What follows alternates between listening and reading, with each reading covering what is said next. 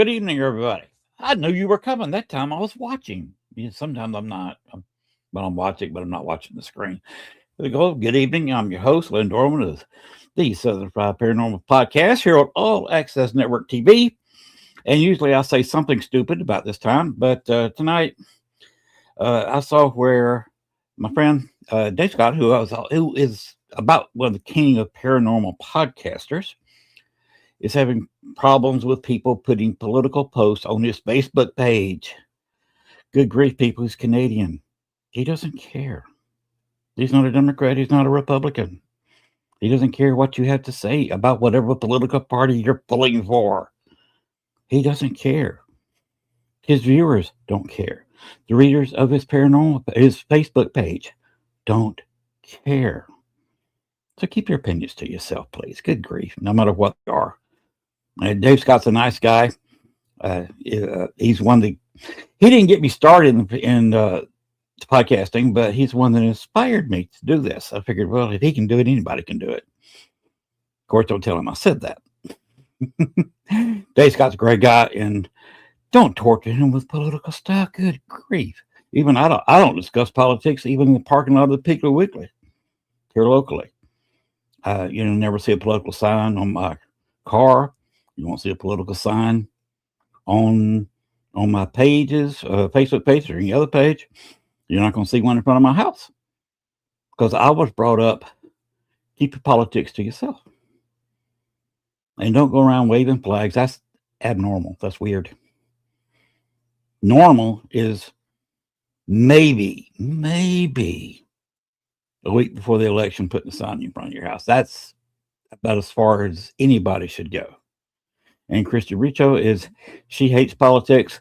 There's a lot of people who hate politics and will hate you when you get involved in it. And that's saying something as the son of a politician. And I was elected to offices in the JCs, which is about a forbidden thing here. I used to run more JC chapters. I had about 13 or 14 chapters in my district in Georgia in the early 80s. And Georgia now has only 12 chapters in the entire state. So that's how far they've fallen down, which is a big problem. One thing I will say politically, people don't know their civics. People want to hug the Constitution, put a copy on their chest and walk around and never read it. If you want to know how I'm politically, I'm a constitutionalist. If it's in the Constitution, that's the law. And the law should apply to 100% of the people here in the United States, citizens or non. That's the way it was written. That's the law. If you don't like it, change it. But have a rich friend, because you've got to get that through 3/4 of both houses of Congress, and they can agree on the time of day. You got to get the president to sign it.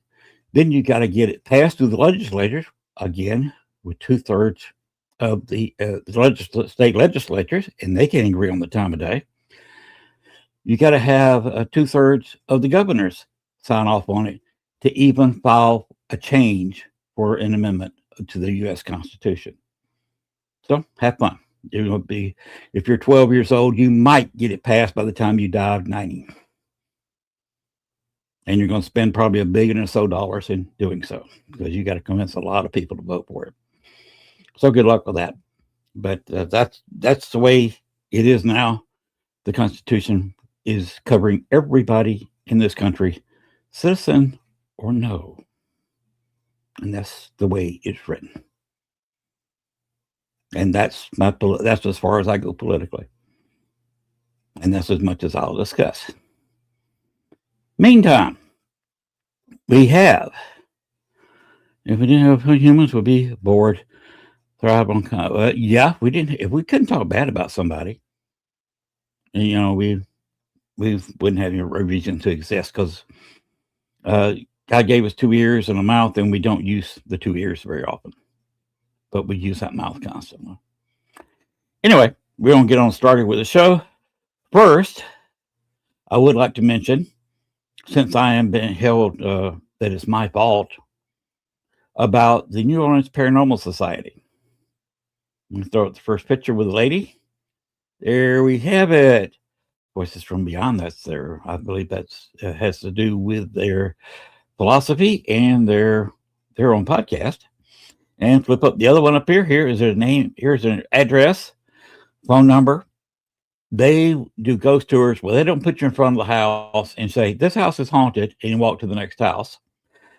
They don't walk you through it and let you look in the window or maybe take you into one room and say, this is haunted. Do you feel anything? Okay, next house.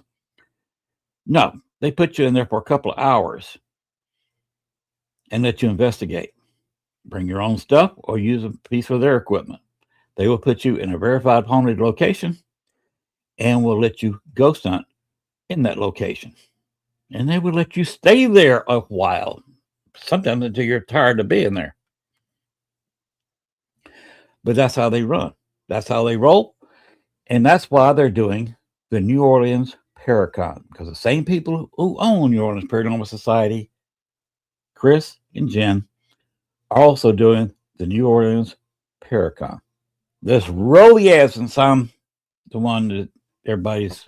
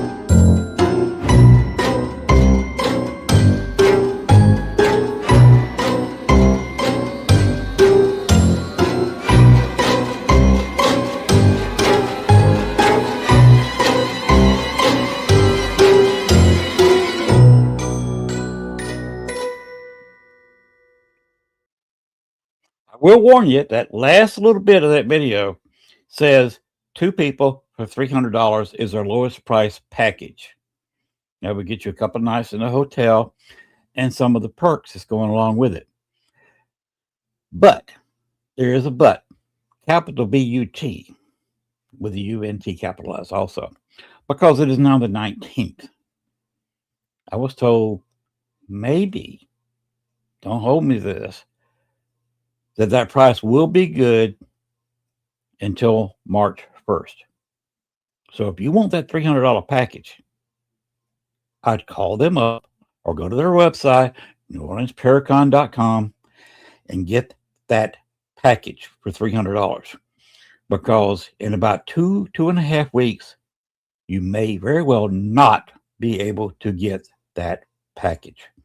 So get it while it's available, because it's a guaranteed good time in NOLA. It's going to be, they're going to put people on tours. For example, at Andrew Jackson Hotel, they'll put you in there and you will do some ghost hunting in what they call the haunted closet, which is actually a storage area below the most haunted room in the Andrew Jackson Hotel, one of the most haunted hotels in New Orleans, or one of the most haunted cities in the U.S. So you're in one of the hottest paranormal spots in the country. They will sit you down by yourself and let you communicate. with spirits that are willing to talk to you. They're Southerners. They're willing to talk.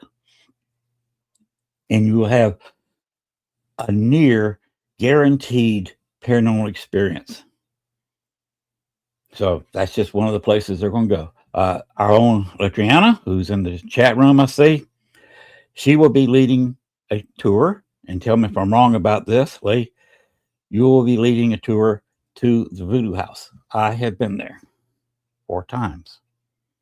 I'm not quite the expert Chris is, because he's there 4 or 5 times a week. But I have been there myself 4 times. That puts me in the often visited category to that location. The spirits there are relatively nice. You don't taunt them, but they will communicate with you. They enjoy a little played music, and they enjoy some good conversation. So you can ask them some serious questions, and they will give you answers.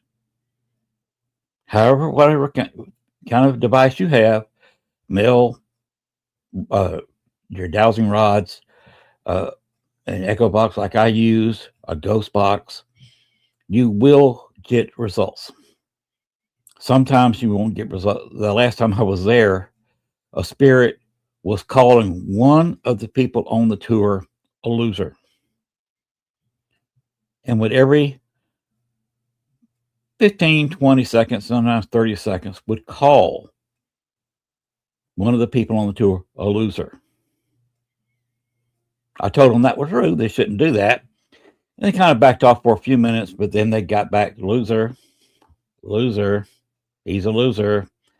So you don't know what you're going to get when you're in that place. So Lee, I hope Lee has got her ducks in a row and is ready to ghost hunt in this location, because she's going to have her hands full. And if you get the tour, ask or check to make sure that you get on Lee's tour. And that's just about sold out. Lee, I don't know if Lee's still in here or not, but her tour in the Voodoo House is almost sold out. So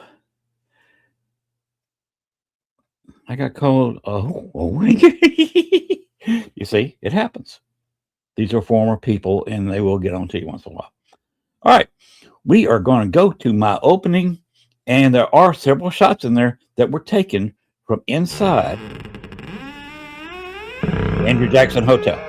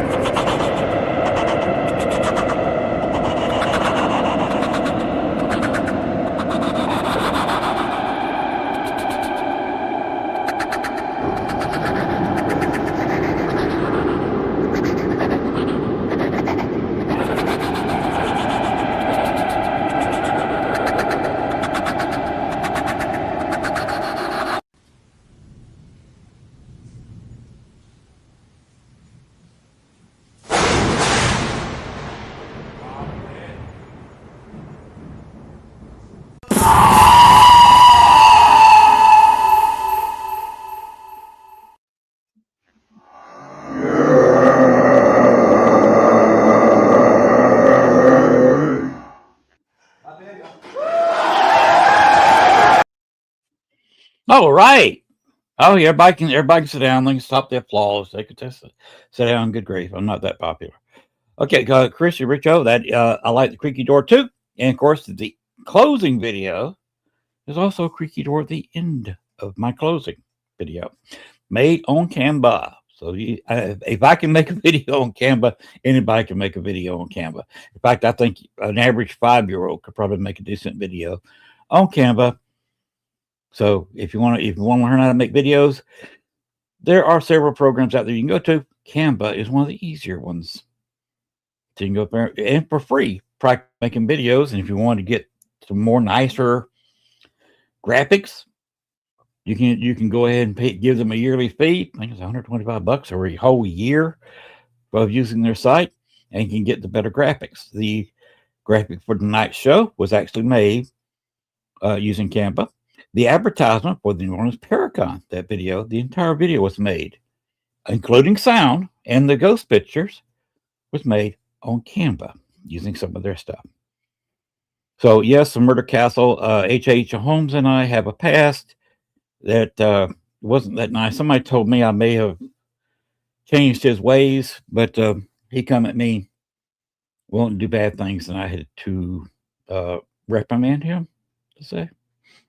Anyway, we're going to get on with the show.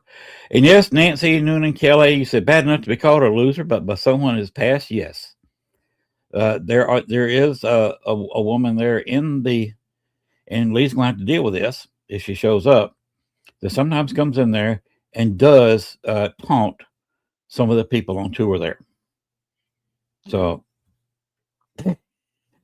that may be something Lee has to deal with, and Lee can handle that. But we're going to bring our guest out, tell you a little thing about her. She's a creator and host of PARAFlixx's Into the Obscure social media and engagement lead with Tribe 3's Cryptid Convergence. Also a History Alive cast member. This lady gets around. She is very busy. Kara Phillip. Hello. Hi. How are you? I'm good. I am very busy. Yeah, you look fabulous tonight. Thank you. Hey, you and I don't know each other very well, even though we've both been in the paranormal for quite a while. Yeah. We've never really talked. So if we go back and forth a little bit, everybody was sorry. We don't. Kara and I really don't know each other. No. You saw a little bit what I've been into with the intro. I've been busy in the past. Now I'm enjoying my retirement down in Arkansas. I told you earlier I moved from Chicago, got out of the big city, and moved down here to just outside of a town, 2,200 people. Oh my goodness. I am retired and enjoying it. The wife's retired. We live in our retirement cabin in the woods. Sounds beautiful. I don't know, maybe one day, but I like all my peopling, so I don't know. And Gwen's always telling me the wife is going to end up killing me one night, but we've been married 25 years almost, and she was born and raised on the south side of Chicago. Oh, so south suburbs. So for people that actually live here, I'm not claiming Chicago, but for anybody a little far away, then I do. But south suburbs my whole life. I lived in Michigan for a little while, and then I came back here. Oh, so you're in the south suburbs of Chicago. Mm-hmm. Which you don't want to tell us what town? I spent a lot of time in Joliet, so I'm pretty far out by now. So once upon a time, it was not even a suburb. Like now it is, right? Like eventually everything becomes a suburb. So you're not that one whole city. You're not that terribly far from Baxter's Grove, then. No, I was much closer growing up. I grew up in Oak Lawn, and I went to Mother Macaulay, like if that gives people some geography. And that was a lot more, it was a pretty common high school, late night visit. I think the first time I went during the day was, after a few years had already passed. That was really unusual then. I think it's a lot harder to go at night now, that's now that there's a lot more, cameras and eyes all over the place.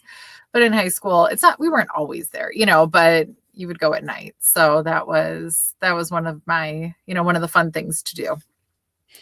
Now, you weren't one of the ones kicking the headstones over and painting them, were you? No. That happened a lot. They were down. It's so funny. I don't know how recently you've been or pictures you've seen. It's, I say so funny, but it's not. It's actually just wonderful. People have definitely cleaned it up. It gets maintained.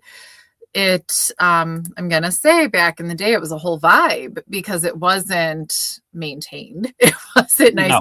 So that was kind of, a little extra spooky. It's funny now when you walk in, especially I just go during the day. Like I have no desire to, sneak in the cover of nights and, do any of that.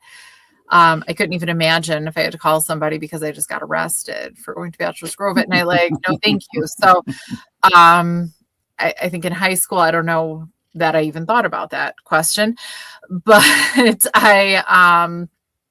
but in high school we would do it. But now just during the day, you walk in and you go, oh, just what a nice place. It's like, the lawn is cut, the grass is cut. It's really nice. It's just so different now. You still feel a lot of the same feelings and everything, but I will say there's nothing like back in high school going in at night when, when it was just far more wild and far more interesting. Yes. So that was, I will say, like that was a whole, whole thing before cell phones, before, any of that. So it was just a totally different experience, than now. But back when the weeds were 6 feet tall.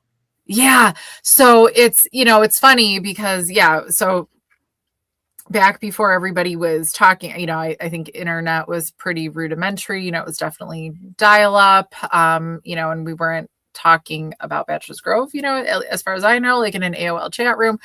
But, you just had like a regular camera that you went to get developed. Maybe we had pagers, I think we had pagers. So nothing, we weren't talking to anybody. We weren't filming anything, we weren't that fancy. And I think we were just bringing like, maybe somebody had an actual camera, but it was a lot of like disposable cameras. It was during that era that all the disposable cameras.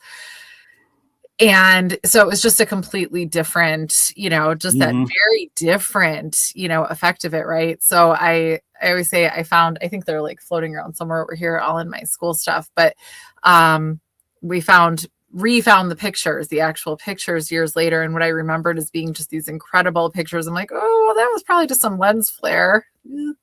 Like we, you just thought it was like really impressive. Then, I was like, oh, I probably wouldn't be excited about that. That would just be one of a million pictures. I just don't care because it isn't anything, or just the way you remember the things. I'm like, oh, I don't know if those pictures were as astounding as I thought they were back in the day. That's okay. Now I look at it and go, oh, we're so young. Look how cute. Like that's all I see when I look at the pictures now, but they're still wonderful to have. But yeah, it's a totally different. I mean, who amongst us has not, if you went in at night, like as a teenager, had to like lay down in those 6-foot weeds because the cops were walking around, like it was a whole thing, a whole vibe. And then you leave through the forest, they don't follow you. So it's very different now going during the day. Yes, it is. Legally. Well, technically, and if I'd gotten caught, I would have faced this in court. Because I hadn't been there in 11 years, almost 11 years. Because I moved down here this fall will be 11 years. So I've been down here about 10 and a half years. Yeah. So it's been about that long since I've been there. But with the Forest Preserve, they're the police that usually come in there and try to catch you because you can't be in the Forest Preserve. But the cemetery, I don't know which police it was that long ago. Forest Preserve. Yeah. The cemetery is not part of the Forest Preserve. It's owned by Cook County, but it's a different department. Mm-hmm. And is a abandoned cemetery, unused cemetery, still under the you can't be there after dusk and before dawn rule. If it's not used and it's not an active cemetery and been closed for a couple of decades, does it fall under a cemetery rule? And if you go into the cemetery, walk through the Forest Preserve, you can't get to the cemetery without crossing Forest Preserve. You can't do it. Correct. But if you cross over and go into the cemetery before dark and you don't leave until dawn, then you're not actually breaking Forest Preserve rules because you're not in the Forest Preserve. And if would you do that though? I don't think I would. If they catch you in the cemetery, they've got to call the state troopers because you're in a cemetery after dark, which is technically a state offense because you're breaking a state law. And then you can say, well, Judge, the cemetery has been abandoned. And at that time, it was about just after I left when the county first started admitting they owned it for years. Since it was willed to the county in 88, 89 when the last owner died, it was in a will for the cemetery to go to the county. Interesting. For years, they denied it because they didn't want to have to pay insurance. This is Cook County now. You know how that goes. Yeah. They didn't want to pay liability insurance for it. So they just denied it and hoped nobody got hurt. And if somebody got hurt, they would have to do a trace as to who actually owned the place to sue the owners for, you know, their broken leg or whatever. Interesting. I wouldn't even think to sue somebody if I hurt myself there. That wouldn't even be like a thought. No, I just go to the hospital. I tripped over something and broke my leg. Yeah. I wouldn't even try to explain. I was climbing on top of a headstone and fell off of it. I don't climb on headstones, so no. But no, that's okay. So, but would you spend the whole night? And if not, what would be the reasoning? Well, I kind of cheated on that. Before I left, be 11 years ago, April. Okay. In a couple of months. It'd be 11 years ago. Gail dropped me off there. You know, the long path. You got to walk about a quarter of a mile to get to the cemetery. Down the road. Down the old Mytholodian Highway. Mm-hmm. And she dropped me off there at the two towers, the twin cell phone towers. She dropped me off there at 5 o'clock in the afternoon. She didn't pick me up she went into the parking lot across the street at 8 o'clock next morning. Yes, I spent the night in the cemetery. No transportation home. She was asleep, so I couldn't even call her to come pick me up. Interesting. And I had no cell phone. I had nowhere to go, no way to get there, and a whole bag of equipment that if I had to walk any place, I had to carry. Ooh. I mean, because like if there's a path out the woods that you end up at the soccer fields that eventually you get to a gas station, don't worry about how I know. But so there would be recourse, but I bet it closes like at some point. Mm-hmm. And what I did, I took some nylon cord, and there's a path coming from the highway closer to the cemetery, but you got to walk a crooked path and walk across the bridge to get to it. So it's not advisable to take that path. Yeah. Some people took it because they had ghost experiences on the trail. So did I. Got a picture of that, by the way. But what I did, I tied some nylon cord between trees on both trails. So if people would hit it, they couldn't see it in the dark. Make a sound. You see the flashlight coming. They'd run into this spider web of nylon cord and scream. Of course, they got what I just run into. Yeah. And all I had to do was worry about people coming down the path, which I could see their flashlight an eighth of a mile away. For me, it's the people. Like I would, it's definitely a very active place. I could, I think if I was by myself overnight, I'd be a little uneasy just because of the activity, just because, just some experiences, but it's the people. That's at the end why I just wouldn't, because that would be too creepy. Well, a cemetery is the safest place on earth, but like this is in a forest preserve. Like it's just out there. And by the way, Richard Crowe is the one that put Baxter's Grove on the map. He used to investigate it by standing on that bridge on the new Mytholodian Highway. Yeah. And take photos of it at night. He's the one that put Baxter's Grove. Yeah, Rich Crowe did tours all over the Chicagoland area for years, and he's the one that put it on the map. And the picture of the White Lady in Baxter's Grove was taken by Dale Kazmarek and Judy Huff. Mm-hmm. Judy Huff snapped the picture, but she was a member of Dale's society, Ghost Research Society. Mm-hmm. Yes, they're both of them are legends, Christy. Mm-hmm. And Dale had it's in his contract when you join his group that if you're under his flag with him, any pictures you take, he shares copyright. So theoretically, if you want to use that picture, you got permission from both of them. I have permission from both of them because you saw the picture next to it of the wedding picture with the man and woman. If you look at the woman has the same dress on. Oh, I was like trying to look, and I was like, I'm not going to see it fast enough. That's Judy's Bank. Yes, that's the same woman, and that's Amelia Patrick Humphrey. Oh, how cool! And the picture next after that in my intro, it says Libby May buried Baxter's Grove. That's a handwritten note from John Humphrey about his firstborn daughter, who died 11 months and 4 days old. That was he founded a nearby town, and because he was a state senator, the most powerful man in Cook County outside of the city of Chicago for several decades. And the new town, the cemetery wasn't ready for burial in 1865. It wasn't ready for burial till 1869. His firstborn daughter died in 1865. So they put her in the Patrick, his wife's family's plot in Bachelor's Grove. And when they exhumed half the people that were buried, they exhumed over 200 bodies out of Bachelor's Grove Cemetery. They did not exhume the Patricks because there was no living Patricks or Humphreys in the area. So when they announced the cemetery is closing, the owner has died. If you want to come get your relative, you pay for it. Again, Cook County.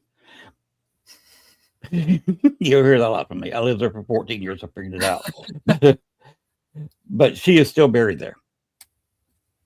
That's not infant daughter, is it? 11 months and 4 days old. That's their firstborn child. Well, no, like the headstone. No, that's completely different burial plot. I was like, I didn't think so, but I was like, you're talking about the big headstone deep inside over by the pond, and that's the largest. They got several family members still buried there in the largest plot in Bachelor's Grove. The Patricks, when you walk into the gate, you walk. You remember where the fork tree was on your right? Mm-hmm. In front of that fork tree, right by the path, that's where the Patrick plot was. Well, still is. Well, where she's sitting, like, is that her plot where she's sitting in the picture? No. In fact, that stone that she was sitting on, right, is not in proper place. Okay. And it's unknown where the proper place is. There are no records. This has been researched painfully. And you cannot find a picture of where that stone should be. It got pushed up there. Somebody was trying to steal it. Probably got tired of rolling it, I guess. I'm sure it's very heavy. Because it's not even near a grave. Yeah. Somebody was trying to steal it. And that's as far as they wanted to get with it. And we don't know. Nobody knows where it goes. It could have been gone with somebody who's got exhumed and not really go anywhere unless just another piece of empty ground. But it's unknown where that goes, so they just leave it where it is. Interesting. I mean, yeah, there's no better place to move it. That would be interesting. And by the way, that picture was taken in 1992 by very fast, high speed, infrared film, 35 millimeter camera. And that's what Judy Huck was using when she took that picture.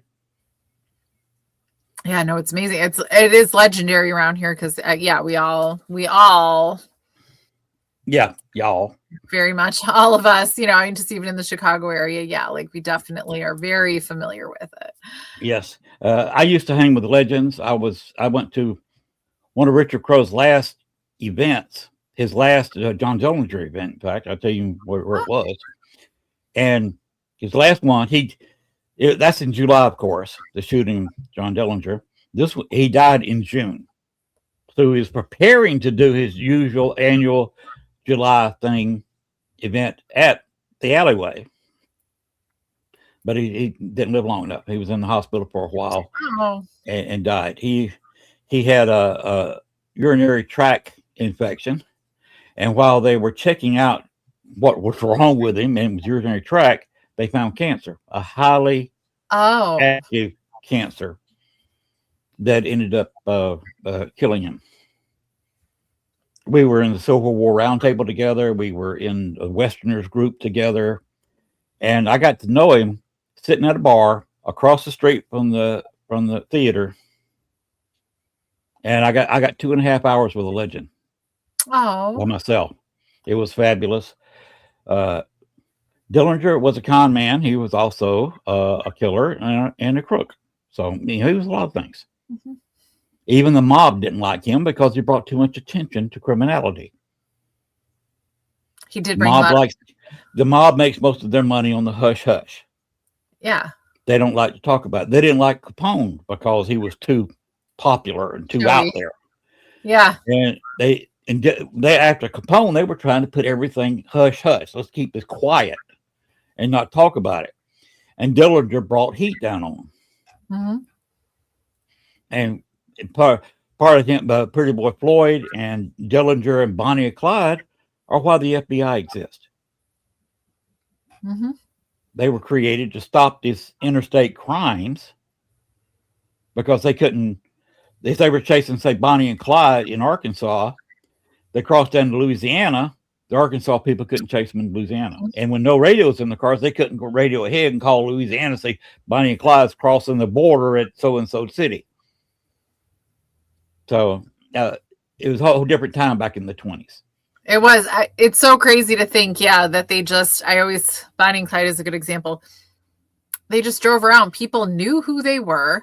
This wasn't, they were, just celebrities, like criminal celebrities. Not that we don't, make serial killer celebrities nowadays or whatever. There's actually like less of them now that are, getting that notoriety. But because we just didn't have everything we have now, or the cameras or the FBI, all of that. Yes. They just got to kind of do whatever for a while. And that's a wild time. Like, that's so interesting. That just isn't what it is now. It's totally fascinating. That's why Richard and I sat there for 2.5 hours talking about stuff. Mm-hmm. He was enjoying it because, being a native Georgian, I was discussing the Civil War from a Southerner's point of view. Interesting. And I was used to doing that because in college, we were doing, in a speech class, we were doing speeches on various things. And the person in front of me did a speech on how Sherman shortened the Civil War by doing total war and terrorizing civilians in his march to Georgia. Because he wasn't so much fighting an army and trying to destroy a Confederate army. He was going through there because Georgia fed the Confederacy. You take Georgia out of the war, and Sherman did, the army's not going to get fed. Lee's army started going hungry from that point on till they surrendered. And in fact, it was one of the major reasons they surrendered, because their food was gone. Interesting. Because Sherman burned it. And she was talking about all the good things Sherman did. And the first thing I said, look, as a native Georgian, this is not what I was taught in school about Sherman. He didn't do all this stuff. He sat there and he burned crops, he burned buildings, he terrorized civilians, he stampeded women and raped cattle. And the whole class lost it. I thought we were going to have to get the teacher off the floor because I said that backwards. Stampeded women and raped cattle. I was going to be like, that seems like. And actually, that's a joke from Blazing Saddles. Some work. Like, I was a little confused. I was like, he was really doing something there. But sure, I mean, cattle abuser. Who am I to say what he did or didn't do? I don't know. I wasn't there. Yeah, I've studied the Civil War. Christy, it brings up she says she feels for Bonnie and Clyde. People who've written books on Bonnie and Clyde will tell you real quick, they were a product of their times. They were both brought up in abject poverty. Yep. Their families were the old Southern expression, didn't have a pot to piss in or a window to throw it out of. Mm-hmm. Literally. Yeah, that was a little sick on my part, but it was it was funny in class. Anyway, they went into crime and started penny ante robbing places. Her first husband, that she never got divorced from, by the way, little trivia on Bonnie. She when she was shot, she had a wedding ring on. It was her first husband's, and she never divorced him. Of course, that was a product of the time. She never really had the money to divorce him. And back then, women did not divorce the men. And Well, he was and in prison. He was in prison, so he couldn't even talk to a lawyer. Interesting. No, and she crossed a point in her life that she couldn't just say, like, hey, let me go to the courthouse and divorce. Like, right. You couldn't walk into the courthouse because you'd be arrested on the you wouldn't get out of the courthouse. You'd be arrested, put in the jailhouse down in the basement, and that's all they'd heard of you. Yeah. So that was a little trivia on them. By the way, I went to the Ambush Museum, and the museum, the very first part of the museum is a cafe where Clyde went in while Bonnie sat in the car. She was injured, by the way, battery acid, had burned her leg. He went in there and got some sandwiches and something to drink and took it back out to the car and then hit a road, made a right-hand turn, made a left-hand turn a few miles, and about 8 miles going that way from the museum is the spot where they got shot. Oh, wow. I've actually been there and the stool Clyde sat on when he made the order is still sitting there, and I sat on that stool for about 15 minutes. Oh, how interesting. Just to get the feel. And went to the spot and got both of them to say something. Bonnie did not want me there. All I got from her was go away, go away. Clyde said, I did it because I did not want to go back to prison. I mean, there's a point that you just full send, like you're committed and you're on your path. I wonder, do you think she said go away to you because it's you or you're a man or whatever? Or is that just for everybody? Like, don't be. Well, she was nervous because Clyde was a little bit hot-tempered and didn't like men talking to her at all. Okay, so it could be you have a very legitimate point that I can't even begin to debate. Yeah, it's very, very possible that was the reason. Or she might not like me, or she might not like anybody there. She might not like being I just wonder if it's like everybody. She's like, no, that's where this happened. Go away. Or if it's just, hey, don't talk to me. He's not going to like it. Like maybe where, and who knows? I can't speak to this. Like, where's her head now? How aware, how self-aware, and I certainly don't know the answer to that for her. But she's also not happy because she always wanted to be buried next to Clyde. And her mother said, no. I feel like after all that, you just kind of have to like honor. The public would like that. And the public liked it back then when they were shot. It's bury them together. Yeah. But her mother said, no. Big no. Capital N, capital O. About 10 or 15 explanation points. No. Final answer. And they're buried several miles apart in different cemeteries. Interesting. There is still talk, and some of her descendants are in court fighting with the other family members about disinterring her from where she is and burying her next to Clyde. So that's still a court case to this day. I like that. No, I think that's really interesting. Like, because how long was that? Like the Depression? That possibility too.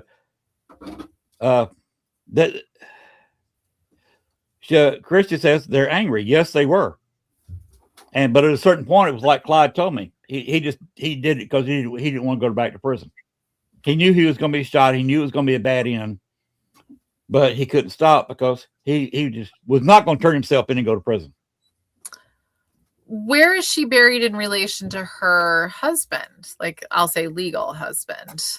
I am not sure where her legal husband's buried because he was in jail all this time. Interesting. He was still in jail when she died. because he got arrested just a few months after their marriage. Interesting. Yeah, I would just wonder. I mean, I don't see her mother being like, "Yeah, you two should be together." Like, I'm not necessarily saying she would do that either. But that's just the guy was in jail. She didn't want him with him either. Yeah. Oh, poor mama. Like, when you start studying all this stuff, it's a lot of fun. And you've done your own study. You got some interesting story about some cases you've been on, don't you? Now my brain is like, I'm like, no, there's fun stories you're telling. I don't know. I wasn't ready with stories. I will start with Christy's got an interesting comment right here. Okay. And look, they don't like the story because we weren't there. That's what they told me, their words. Interesting. They feel misunderstood. Maybe like. The last wish was never granted, so that's why they're upset. Fair. They're angry people. And Angie and Shane, but go ahead. What you're doing? No, so I was gonna say, what's my a story I can think of? So speaking of History Alive, and I like to go backwards in time. What do I most remember? Like a recent story, and people communicating. So we were last summer, we were in Kentucky at a rest home. And, I'm going to say a little bit from my perspective, I'm going to call it I'm kind of like, well, middle of nowhere, but I mean, there were literally people living on the street. Like there were humans around living there, but there weren't food businesses, whatever, weren't close by. So, we kind of all initially, when we talked about going down there, talked about, and we could just stay there at this rest home. There's rooms, there's space, whatever. So I really went all in. I said, I'm going to get a cot and I'm going to sleep there. Turned out it was also super duper hot weekend everywhere, So now it was bad in Chicago. So by the time we drive pretty far south, for a while into Kentucky, it was real hot. Everybody but two of us ended up just going to hotels. But they were so far away and they weren't even nice. They're like, no, they're really gross. I'm like, see, you should have just stayed at the rest home with us. So two of us stayed. It was just real sweaty. And I loved every second just being so immersed. I was like, that's what I would rather do. So it's not, that's why I say when I ask about Bachelor's Grove, it's not that there's spirits there, I don't want to spend the night. It's just literally the humans, right? I can't control for humans in a forest preserve. So, but in this rest home, I probably couldn't control for humans either, but it seemed like it. Thank you. So we're at this rest home. And I've never, so speaking of equipment with an Ovilus, I don't want to say I've never had, good activity, but this is probably the best experience we've had with it. And we've had other stories there, but this is, I think, the coolest story of somebody just wanting to share their story. And speaking of where people are buried. So the Ovilus started saying things, kind of just pointing us in a direction. And it would, even basic stuff, because it's just words. It would be leaves or, different things. And, eventually we kind of would follow and it would answer really intelligently, just kind of back and forth. And we ended up kind of following instructions from the Ovilus and, some other clues. And we ended up in the yard and there were two people buried. Full headstones. It was a little tiny 2-person cemetery. And it was a couple. She actually had worked at this rest home. And the neighbor came from across the street. So he saw us in this baby cemetery, these two people. And it wasn't that long ago. It was, within the last 20, 30 years that they were buried there. And told us the story of them. There was actually until he died first, so it was probably about 30 years ago or so. The cemetery that everybody got buried at, you could not bury anybody that wasn't white. That was still the rule in the cemetery. That was just, and this couple was black. And this guy across the street, this neighbor across the street was actually part of the cemetery board. And everybody loved this woman. Everybody loved this couple. They were a part of the community. And he actually like pioneered getting the rules changed, but it wasn't in time. So he was buried like on this property right there by the rest home because that was the right thing to do then. They couldn't do anything else. And so she ended up getting buried there instead of moving him later. But the obelisk, and just in our investigation, this was even during the daytime because we were there the whole weekend, really walked us through this whole process to get us out there. And then we realized, like as it said, leaves. That's the one thing I can think of right now. The leaves on his headstone. And then there was like some other stuff that were on hers, and, just really all tied it together and, to really get us to hear their story and be able to share their story. And it was just the coolest experience. So thinking of couples, that's probably why I'm thinking too, like with Bonnie and Clyde. But so this couple got to be buried together just by themselves in a tiny little cemetery set aside because of, the rules of the time. But we got to hear the story and we get to share the story. And so that's probably like, that's what I'm like thinking of the most, that I'm like, these investigations lead you to a place that you learn more. And it's, about just history in general and context and the times. Cause I know for me, maybe it's a little bit of a northerner thing. I was like, that was like 30 years ago and it was still segregated. Oh boy. Mm-hmm. That was a little surprising. That was definitely a lesson to learn for myself. In my hometown in Georgia, the schools were not, they were segregated, but, completely separated, black and white. They were not integrated until school year 1971. Oh, wow. My sophomore year in high school was the first integrated year. Wow. I mean, my freshman year, our high school, and show you how big it was, the freshman class was over 900 people. Oh, wow. That's a good size. And that's not even counting the sophomores, juniors, and seniors. Yeah, no, that's a good size. There were 2 black people in the entire school my freshman year. Wow. And both of them were freshmen in that freshman class. And of course, the sophomore year was everything starting over because it got changed. It got changed to who's closest to what school, but you got to maintain a 70-30 relationship. That was the percentage of black white in the town. So that's what they went for in the school, 70-30. So they had to set up, okay, we got too many white people in this school, ship them over here. And they crammed 30% blacks in every school. And the 2 black schools in town crammed 70% white people. And that was not done until the start of my sophomore year, fall of 1971. Wow. And when I was at elementary school, there were separate water fountains for the janitors. No. Yes. And their water fountains were not on a cooler. They were just a water fountain coming straight out of the wall without the cooler part. It was just a water fountain not attached to a cooler. So it was straight tap water out of the wall. Wow. Where the whites got the real water cooler where it was, you had, nice 70-75 degree water coming out.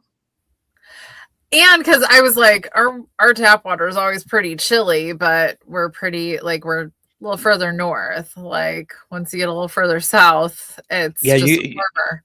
You get in the middle of Georgia in September, or when school starts ending, toward the end of May, that water coming out of the ground is not that cold because it's been 90 degrees plus for a month.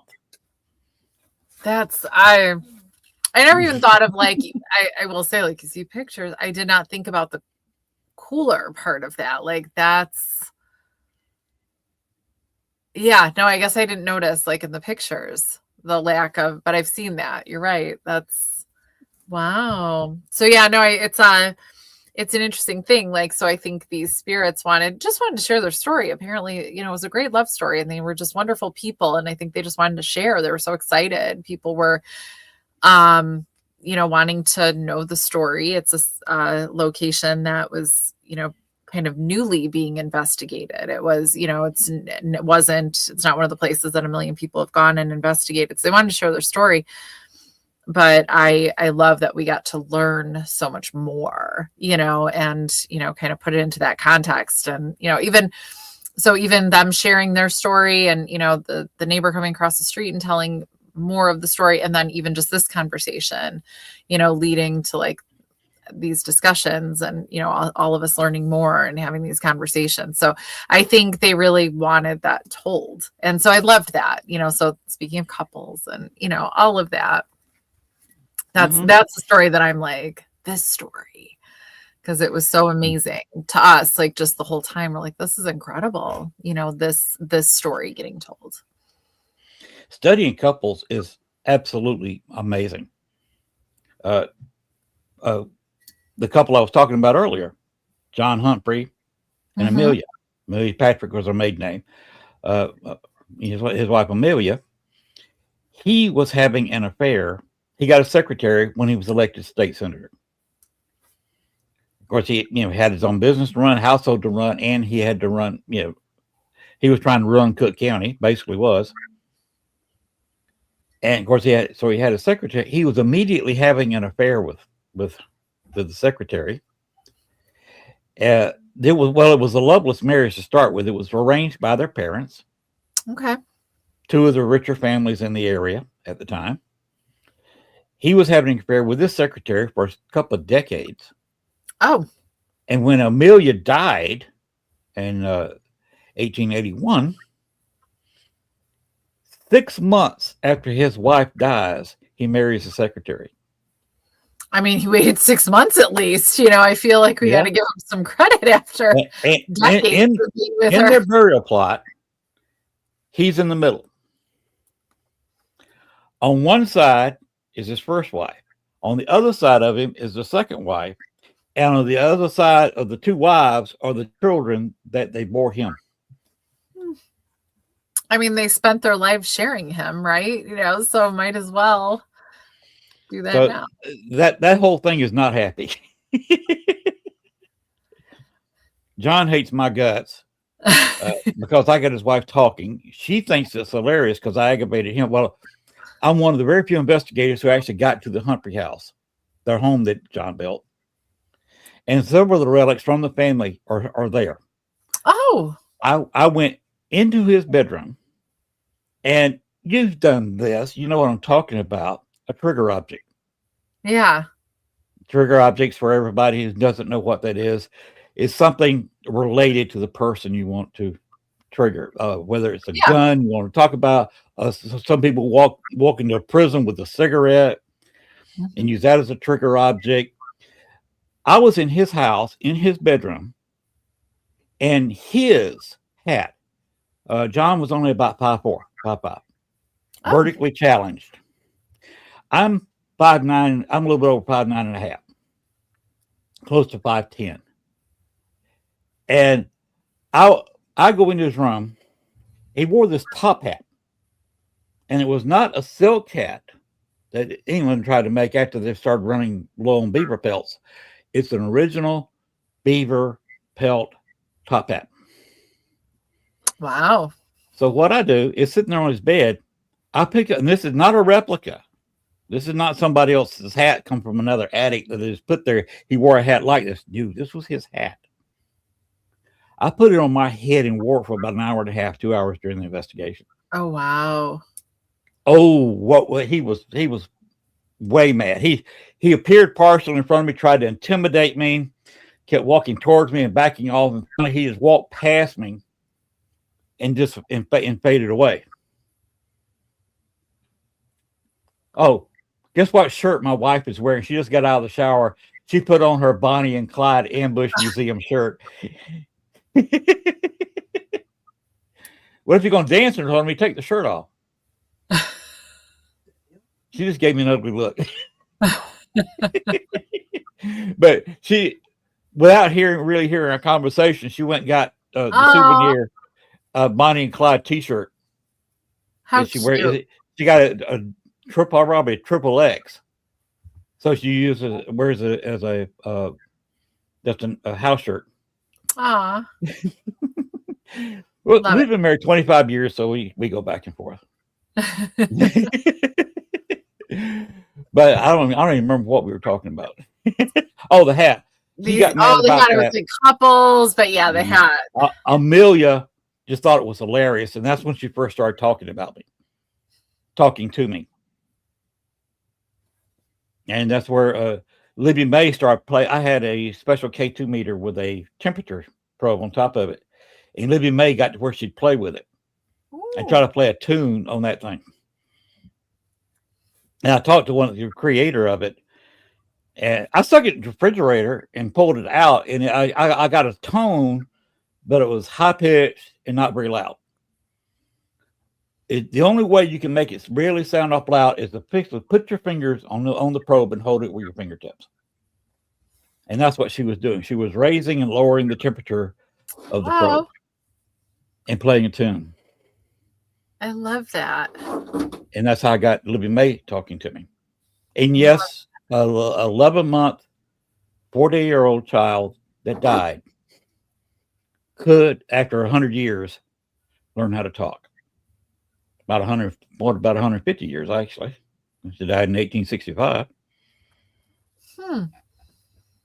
Yes, and she finally managed to actually move. She followed me home once and figured out how she could actually move out of the grave, because her mother showed up every night right at dusk to come pick her up and take her out, so she wouldn't be subjected to what you're talking about at night there. Oh, that's really cute. Yeah. She would actually open a portal from where she was, the other cemetery, about 2.5, 3 miles away. Oh, And a portal away to that cemetery, pick up her child and fade away. oh, that's adorable. That's why Ghost Adventures didn't want to use that story. They investigated the place. They were given my phone number, said he's got the latest information. He's done some incredible stuff here. You might want to hear his story. But they got a little bit of the storyline that it was, in fact, not horrible. It was not demonic. It was simply a love of a mother for her firstborn child. That's all it was. Yeah. And Ghost Adventure said, no, we're not going to use that. It's not on brand. It's not quite. It's not their brand. Yeah, it just isn't. That's, yeah. I wouldn't expect them to use that. And that's what that is. Yes. Nowhere near what they like to talk about. Yeah. Yeah, it's definitely, and I'm not even saying, I'm not even going to say anything negative, for my time at the prison, Joliet Correctional Center. They had very different experiences on their visit than we always did. So yeah, it's a very different, whether it's what they attract or how the narrative is going to go, but very different experiences. Yeah, their experience at Bachelor's Grove was chasing a light through the woods. Did you ever see I used to see the lights. This was what they had was they were chasing a major light you could see on camera through the woods. Bachelor's Grove at night, you see flashes of light in the darkness. You can't use a flashlight. You crank up a flashlight in there and ruin your night vision. You're not going to see anything at night. I don't even think we would bring flashlights. I don't even remember that we had them, because now people are going to see you, right? So I don't even think, and they weren't cute little LED super bright flashlights then. If it was going to be a flashlight, it was going to be gigantic. So I just think we didn't bring them. I had a powerful UV flashlight, small one, where I could shine it on the ground and see, and from a distance you couldn't tell what a little bit of purple light on the ground was. Oh yeah, I mean, that would have been smart. We didn't do that. I do have actually a really big one and a smaller one, the UV lights, and those are fantastic. Or even the red lights, so you can just see. But no, I definitely saw plenty of the points of lights, and in the distance and everything. I would see that pretty regularly. but I don't think it would be something that you could follow on camera. No, It's like, it's hard to make UV unless you have a very bright light. It's hard to see UV on camera. yeah. Especially with the night vision where it's all green anyway. The purple does nothing in the green night vision. Yeah. So you gotta have it set on regular camera. And if you've got the whole area bathed in IR light and your camera picks up IR, which the full spectrum camera is not truly full spectrum. It only you got to put a UV and an IR lens blocker in your camera to take a normal picture. And the way to make what they call a full spectrum camera for paranormal use, you take the IR filter out and you take the UV filter out. So it picks up UV and IR light. So it's not full spectrum, you'd be seeing X-rays. Yeah. But the IR picking up all the IR light is, even if you just got a little bit of light in the background, or it's going to overshadow your UV. Yeah. So you basically got to go with a no light in complete darkness, and then you can see the little bit of purple light. And you're not going to pick up anything with it, unless a spirit that reflects UV light happens to cross your path. You should have had one at the hotel you were talking about earlier,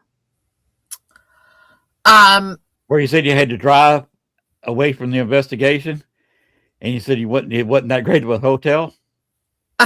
So yeah, we didn't know. I didn't stay at the hotel. No. Okay, but the ones that did, I bet.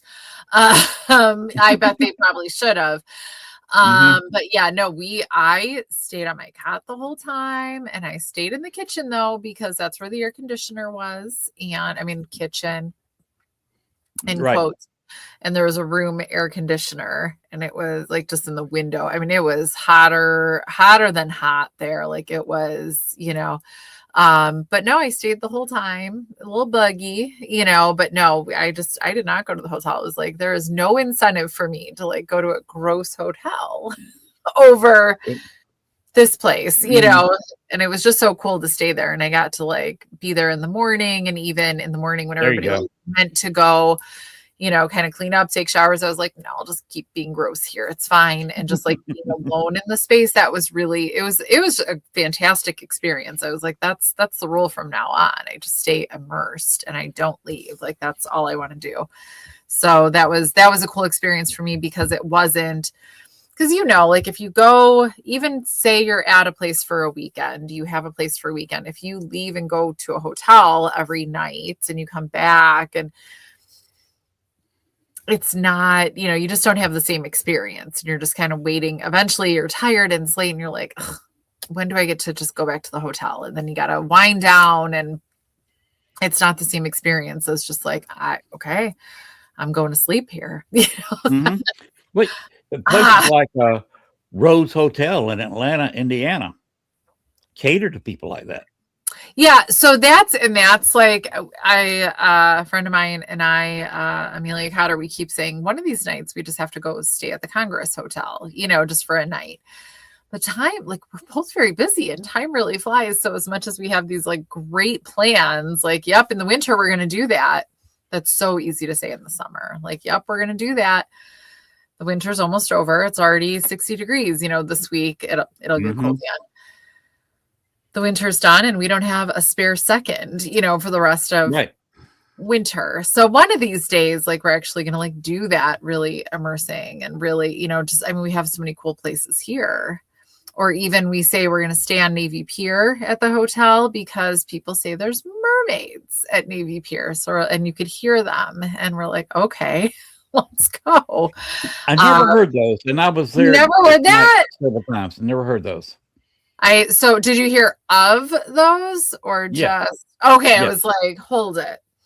I don't think I have a lot of confidence in this. I don't think I do, but I know it's a pier, right? So I get it. That's why it's called Navy Pier. Yeah. It's an So old Navy pier. one day we were like at the end and we were walking back. So in my mind, I don't know what the construction is like underneath it. I don't know how they built it. I don't know. I don't know how much space there is for the mermaids to live, is maybe what I'm trying to get at. But one day we were walking back from the end, coming back on towards land. And I saw just on one of the little, like, kind of where the the boats dock. The cruise ships. I saw, and there was actually like an area that you can like see underneath all the wood and everything. And I was like, oh, so it's not totally solid because, from when you're on it, you can't see underneath and how it's built. Right. And if you're not on it, you're kind of just far enough away that you don't have a good angle and you're not seeing. So then I was like, oh, maybe the mermaids could live there, because I was like, where are they going to live? Where are they at? It's on concrete pilings. So yeah, I guess there is space under there. But also, I didn't know there were supposed to be mermaids like in Lake Michigan until I heard about them like under Navy Pier. So I'm very intrigued by this mermaid thing for Navy Pier because I think that's so not what I ever would have expected. And, I'm like, no, they live in the ocean, not in the lake. And so, but now, we can hear them too. So one day we'll actually just stay on Navy Pier and run around and see if we could hear them. Of course, you just stay in downtown Chicago and investigate where the Eastland went down. So there's always that. Like, so there's so many. Yeah, there's so many places. There's so many. And we just keep saying, like, we'll sit there hanging out for the summer just in the city for the morning, like for a brunch or whatever. And we're like, let's do all these things. And life is life. And then you just don't do all the things. There's always all these other things to do. Yes. So, yeah, no, there is so many cool things. I've heard screams at the location. And then at the 100th anniversary, I was still in Chicago at the time. We went to where they've got the majority of the victims buried, including several crew members and a lot of most of the prominent people who were killed there. And they were kind of talkative. Interesting. We actually asked them several current questions that they would have to have that happened after they died and got correct answers. Interesting. So it was somebody, it was a spirit that was intelligent that was answering us. We did, I use Echo Box a lot, and we had about 2 hours, maybe not quite, maybe an hour 45 Echo Box session. Because they have a memorial in that cemetery, and we were sitting on the memorial talking to spirits that died on the Eastland. Wow. So that was an incredible experience. I couldn't even, yeah, that would be. Yeah, no, and again, like so much, like in the Chicago area, it's funny.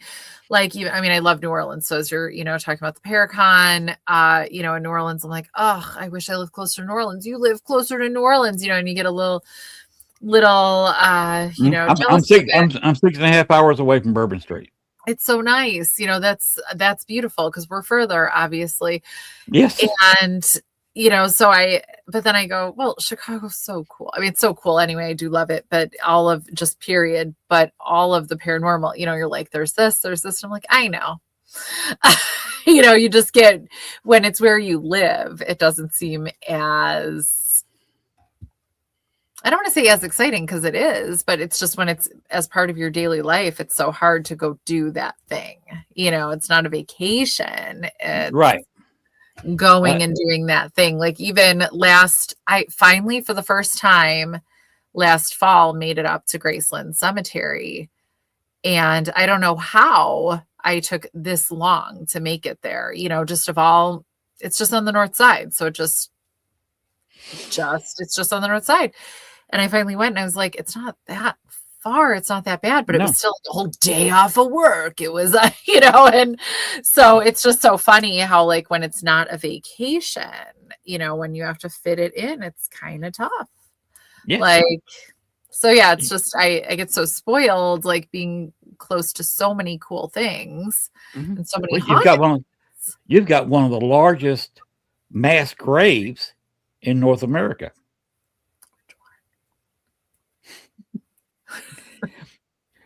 Oakwood Cemetery. Oh, in Southside Chicago. okay. Anybody who was anybody from the south side of Chicago was buried in Oakwood Cemetery, Okay. including the Confederate soldiers. The between 4,000 and 6,000 Confederate soldiers who died in Camp Douglas are buried there in a mass grave. So where's it at? We have an Oakwood in Joliet. Like that's Okay. where I'm like, This is Oakwoods plural okay. cemetery. This just south of the University of Chicago. Okay. That makes okay. Because I was like, I'm stuck on like the one that's like right here. And I'm going. They were originally buried in Chicago Cemetery. Okay. Do you know where Chicago Cemetery was? Lincoln Park. Lincoln Park. They were originally buried there, exhumed in 68, 69. Mm-hmm. They were taken straight down the road, past where Camp Douglas was, where they died, and south of the now University of Chicago. And they buried them in a circle, just from shoulder to shoulder in a circle. And they ran out of space in the circle, covered them up, dug another trench, bigger circle, filled that up, dug a third trench and another circle, and put the rest of them in the larger circle. So you got between 4,000 and 6,000 people buried on a mound. They put a Civil War memorial on top of it. Now, Christy, this was Civil War prison camp. All these people died in 4 years of a prison camp. Okay, so they buried them first in Lincoln Park and exhumed them. When we say like they lined them up, like so no coffins, just some shoulder to shoulder, gross bones. Mm-hmm. Because I'm like, how deep, like in what stage? Like if they're digging them up to like, well, they've been dead about 3 years. So just enough to be super gross. Yes. Okay. That just seems like extra horrible. You know, I'm just like, yes. Prisoners of war, Christy has it exactly right. Yes, ma'am. POWs. They were held in a prison camp in Camp Douglas, so named after Stephen Douglas. He's the one who debated Lincoln. You're a history nut, Kara. Yeah, no, I mean, that's you remember the Lincoln Douglas debates. Yeah. When they were both running for president. Stephen Douglas, of course, from Chicago. His mansion was there. Later, the mansion kind of fell down, disrepair. You know how it goes with families. But he was buried there on their property. There is a Stephen Douglas Park. And they will open his tomb. You can walk into the Stephen Douglas tomb. Yeah. You put your hand on his sarcophagus. Now it's only about 5.5 feet long because he was a very short man. All these short guys. He was only about 5 feet tall, which made the debates real interesting when you had the over 6 foot Lincoln debating this 5 foot tall Stephen Douglas. No, that's crazy. We have. They actually opened the tomb up. That's what got me. No, that's really cool. When you can walk into this tomb and put your hand on the sarcophagus, it's open in daytime during the summer. I think they close at 4:00 in the afternoon. Very inconvenient if you're working, like you're talking about. Yeah. Well, then you have to take the day off, which is, I mean, that's fine. That's what PTO is for, but then you say, and by the weekend, you're not driving into the city.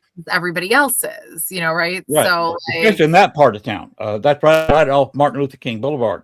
Yeah. That's not the best part of town. You got to go to actual University of Chicago campus to feel any kind of security at all. Mm-hmm. That's not a good place. Camp Douglas it was called that because he donated 80 acres of his personal property for a boot camp for people being drafted out of Chicago for Oh, the Civil War. It was a boot camp. And then when they started taking prisoners, they hadn't really set up any prison camps at all. You know, the Army sometimes is. yeah. I mean, late as Vietnam, they didn't have a system where people were getting killed. If you watched We Were Soldiers and Young with Mel Gibson movie Just based on didn't the figure book it of out the by same then name, either. the only way they would notify the wife or the family of a soldier that got killed, even an officer, he was a lieutenant colonel, was to send a telegram. And they would have the telegram delivered by a cab driver. Oh, Who would take it to the family's house and hand them the telegram, and that's how they got to know. And the cab driver say, you know, see you later, or you had a whole handful of letters to give to other people, especially after the first major battle that Mel Gibson was a big part of Mel Gibson's character. huh. So they were definitely unprepared in the Civil War. They had nowhere for prison camps.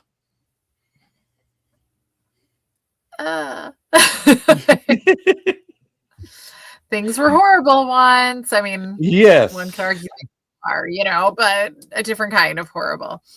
But and like, wow. By the way, that movie was based in Fort Benning, Georgia, and I experienced that as a child. I was 12 when that battle happened. But I was watching all this because I'm from Columbus, Georgia, which is this close to Fort Benning, Georgia. That way.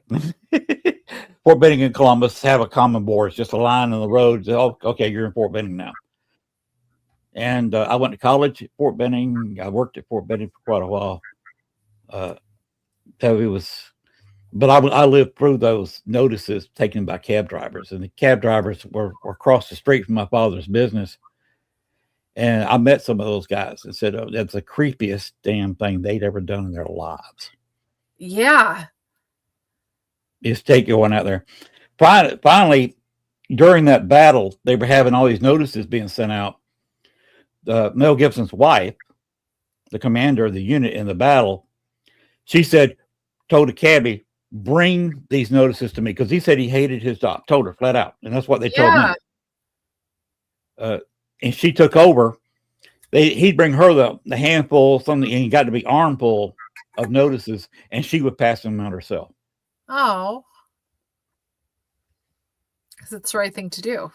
So I've been around creep all my life.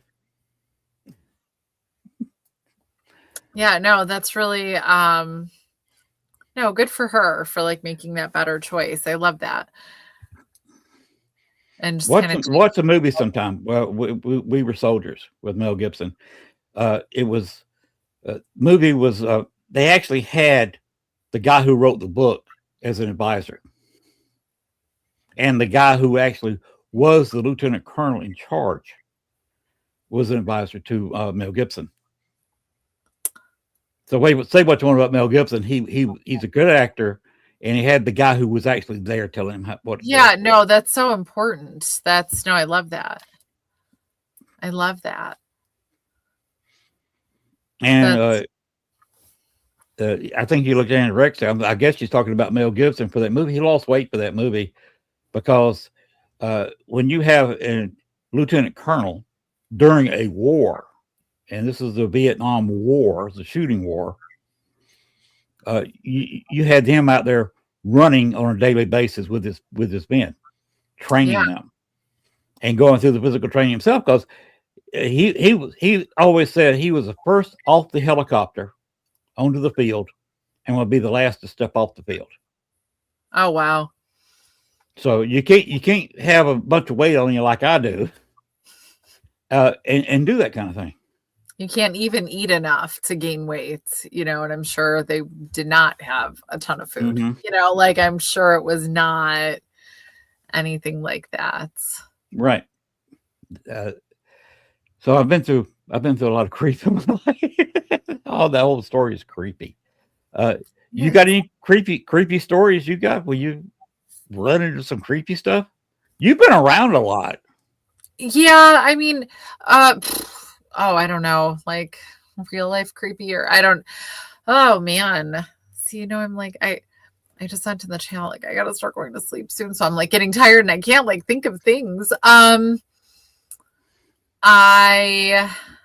had, okay, so it like, I mean, it's creepy, but it's not like deep, maybe going back to the prison, because I always think like, ooh, going back to our time in the prison, we all had like, I don't have a good enough story, like my movie story. If we're all talking about like a movie story, I got to see John Travolta filming Michael, but that's not creepy. That was just really cool.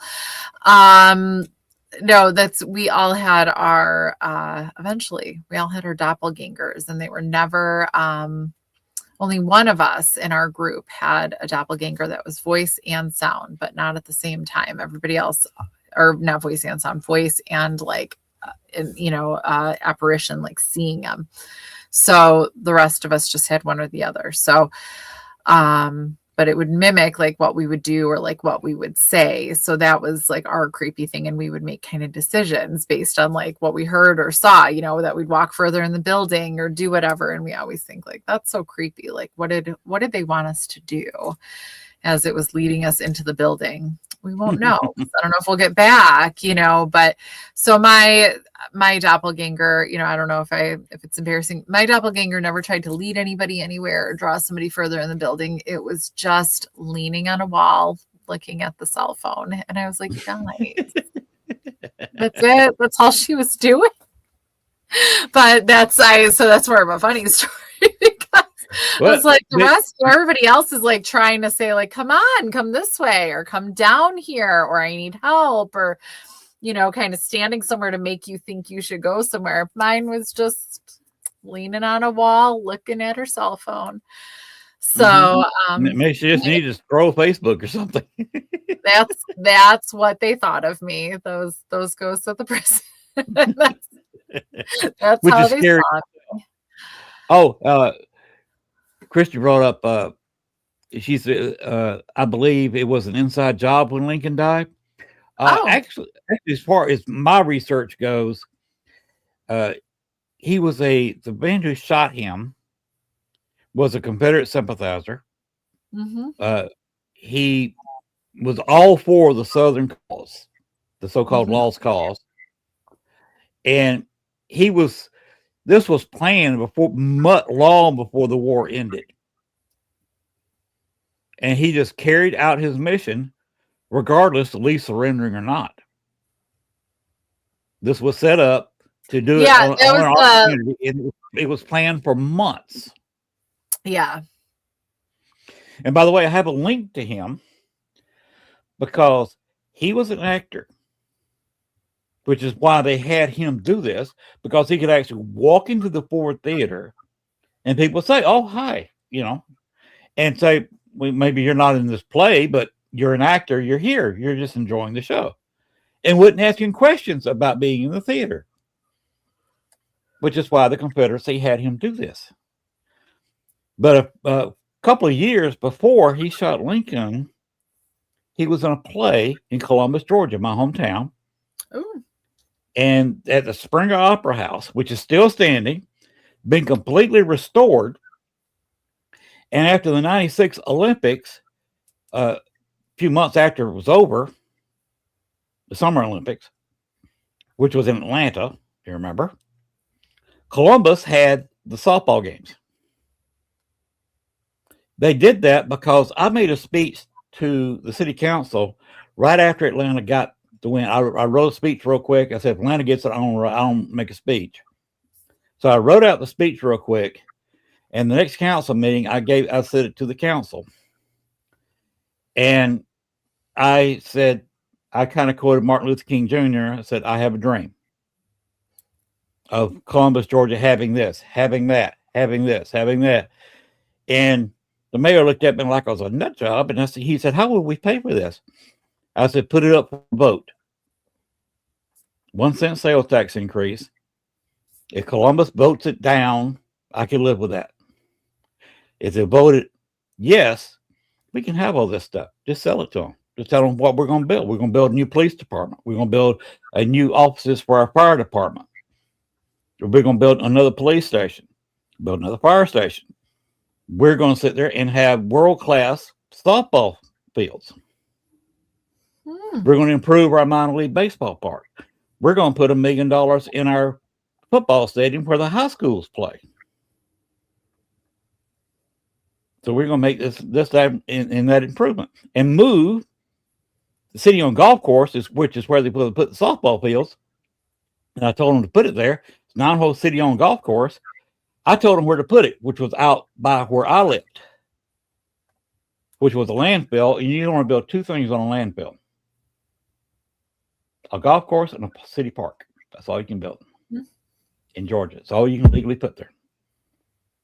So they moved the city-owned golf course on top of that landfill, brought the river walk. We were able to finish the river walk and brought it out. And the guy wrote a play based on my speech. Oh, wow. And called me the dreamer. So the whole play was based on the speech and the things I'd said and how I said, let's do this, let's do that. Told him how to do it and how to pay for it and where to put everything. So he did a one-man play based on that. So they had a play based on my few months of life during that period at the Springer, where the man who killed Lincoln acted about 2.5 years before he shot Lincoln. Wow. Gives me a link to Lincoln. That's so really wait cool. a second. We've been 90 minutes talking. Yeah, I was gonna say, like, I'm very tired.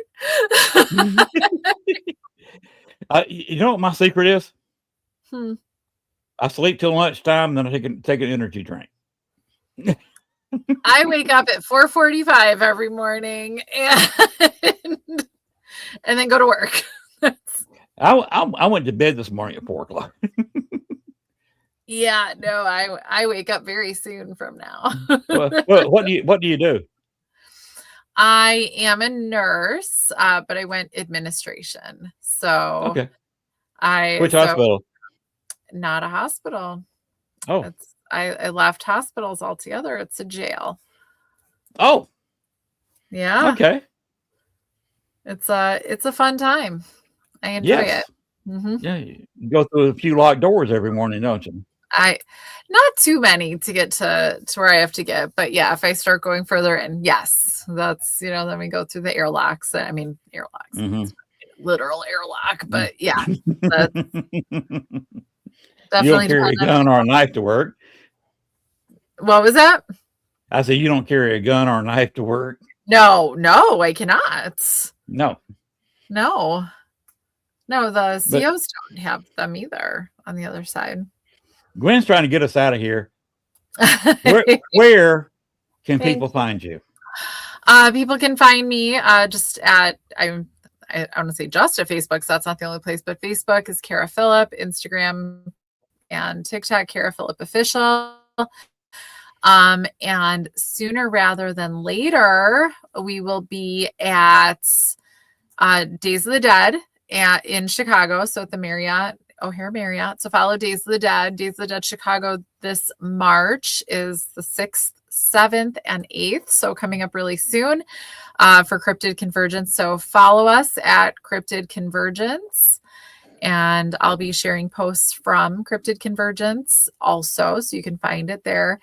And we're there every March and November. So I'm excited for us to be there in March. So we get to kind of, be there with everybody else. It's we're used to Paracons that have a lot of people that we know all the time. But in this case, we are kind of the group of the paranormal. So that makes it really interesting. There's kind of a core group of us, sometimes new guests and everything, but we get to be bringing the paranormal to a bigger audience. So that's really interesting because when you go to a regular Paracon, everybody knows who everybody is and what you're going to expect, but it's different, at these. So these are, one of my favorite events of the year, going to the Days of the Dead Cryptid Convergence events. Well, if you run into Nick Millay, tell him I said hello. Okay. You know him?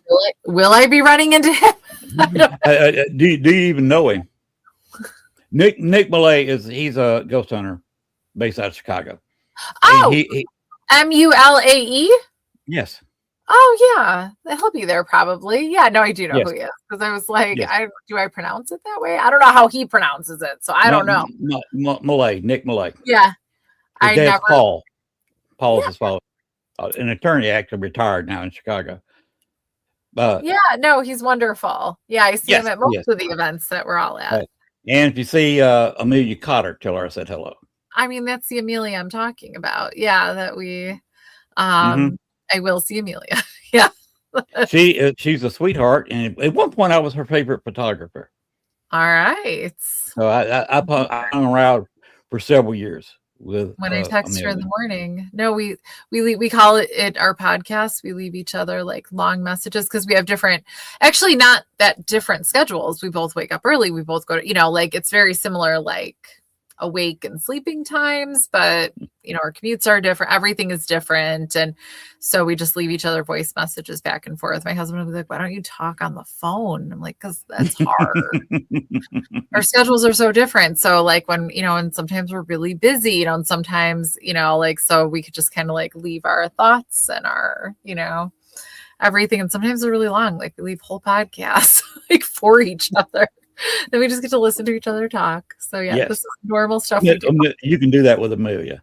Yeah. She is one of my and Gail's favorite people in the world. Oh yeah, I mean she's definitely one of my favorite people in the world for sure. We the two of us both love Amelia. I love being at events with her, like seeing how many people love her, and I just warms my heart, and I love it so much. I did a nighttime investigation with her. I was down there with Amelia, Dale Kazmarek, and Greg Koss. Oh wow. That's an all-star group. You get me teamed up with Amelia, Dale, and Greg. That's a TV show waiting to happen, but we're all getting a little old for it, except Amelia. That's Amelia's ageless. She looks like she still did 20 years ago. I think she's a vampire. Yeah. And so she's on History Alive with me too. So speaking of shows, so yeah, you could follow us at History Alive too and see what we're up to. So yeah, that's Amelia did not stay at the rest home. Amelia did go back to the hotel. She's the one that needed the UV light. You need to check out those sheets on the bed before you lay down on them with the UV light. She did. Yeah, but she went back to the hotel, but there was more air conditioning, showers, there were great things there too. So, we both had our benefits and drawbacks. So usually we don't necessarily part for the evenings, because we're the girls in the group. So we'll stay together. But in this case, each one on our own way. Are you going to be on TV anytime soon? So yeah, our show History Alive is going to be on PARAFlixx coming up February 26th. It gets released. That is really quick, 26th. Well, it's very soon, in a week. Yeah, like I guess it's in a week. In a week. So time flies. I remember when I first heard February 26th, I was like, okay. But yeah, no, that is. But here it is. Week it comes out. Yeah. And that's on PARAFlixx, and people can watch it there. They can watch it there. Yeah. Is that going to be a weekly show for a while or doing a season? No, so for now it'll be the pilot. I'm excited to see how it all got kind of put together because we went to a couple different locations. So I don't know how much is in this episode, I must admit, and how much is going to be in more. So we'll see. Like I'll be right along with everybody, and I'll just be like cringing because when you watch yourself, it's so hard. It's creepy. It's creepy, isn't it? Watching yourself. Like I want to watch. It's so hard. Like I want to watch all my friends and see what they do because I love them all so much. And so I'm gonna be like, look at all of them. But then I'll say something or move my body, and I'll be like, who is that? Oh, So yes. I don't know. I don't know if I could watch it. I like for real because it's a whole thing. I have still never watched myself on 2020. Or excuse me, Snapped. I've been on 2020 and Snapped, and I haven't watched either one of the shows. Yeah, no, it's hard. Even just like if I'm like 2 seconds on something, like by now I could hear my voice. I could do stuff. I could edit short videos and stuff, but like an actual somebody else edited it and it's on actual TV now. I'm like, ugh. I did watch myself on when I was on the CNN headline news. Vengeance. I did watch that one, and I was on True Crime. I watched that one. Okay. But 2020 and Snapped, I did not watch that. It's too hard. Yeah, Very you ever hard. look up Marnie Yang sometime? Give you a homework assignment. Okay. I was the photographer who took a video and did a photo shoot with Marnie Yang about 6 months before she did the murder. Oh. Yes. All right, I will have to research. So they put me on to talk about it because we were in a real estate group together. Interesting. Talk about Creep City. How interesting. And my brother-in-law panicked. We had, because she came to the house to do the photo shoot. We had a murderer in the house. I said, yeah, we did. That's kind of cool. I mean, what are you gonna do? Like, that's kind of cool. Mm-hmm. We had a murderer in this house.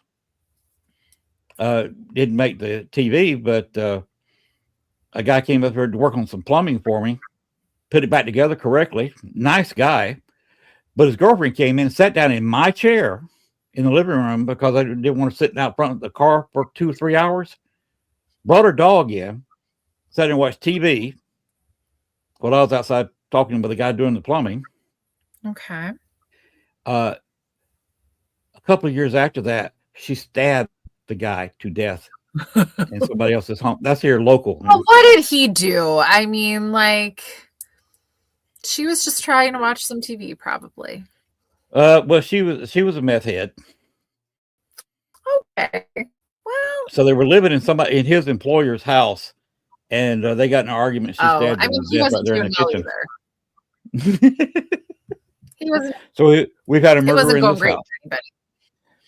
Well, that's pretty exciting. I wish you luck with your show next week. What time is it going to be on PARAFlixx? You know the time?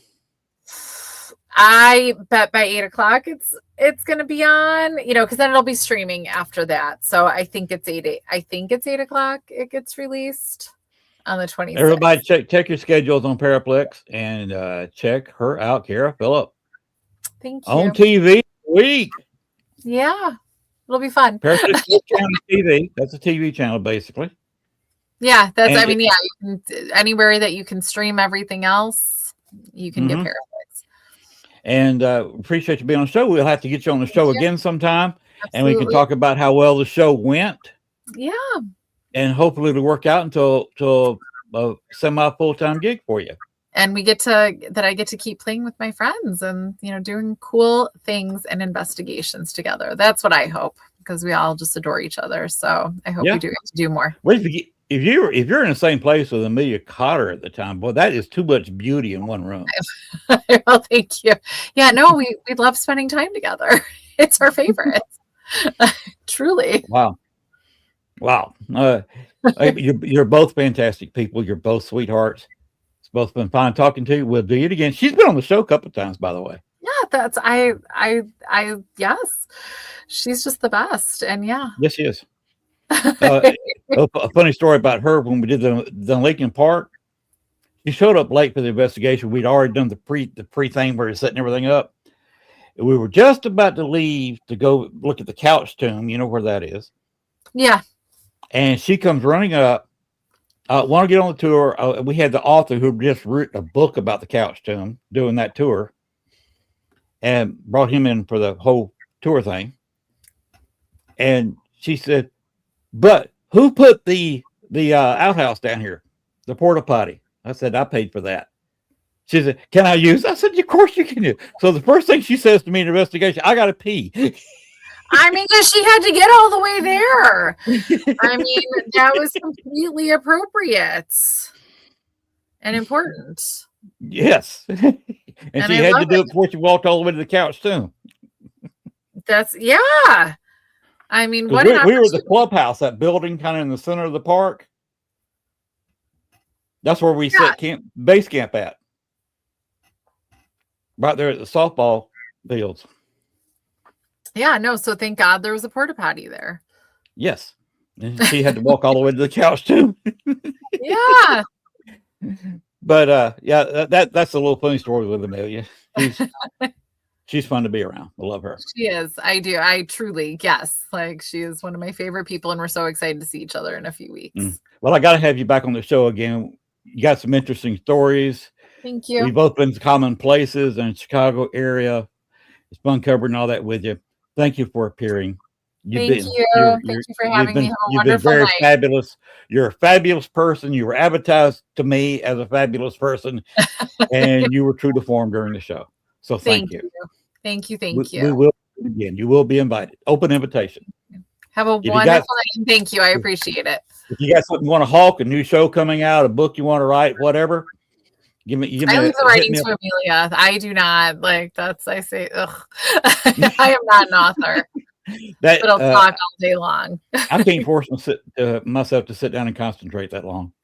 No, I just don't. That's what school is for. I'm always in school. So yeah, and all those term papers you got to write kind of broke me out of sitting there at the computer doing research and typing.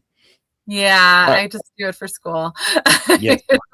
Have a wonderful one. Thank you so much. We'll see you next time, and you take care. Thank you. Bye-bye. Sleep well. Now, we'll be chatting if you want to hang around. Gwen and I'll be talking a little bit, but you need to go to bed anyway, so I'd say just go straight to bed. Bye. Thank you. Tell your husband I said good night. I will. So, good night for you. Goodbye. All right. We are going to sit there and play my closing, please, Gwen.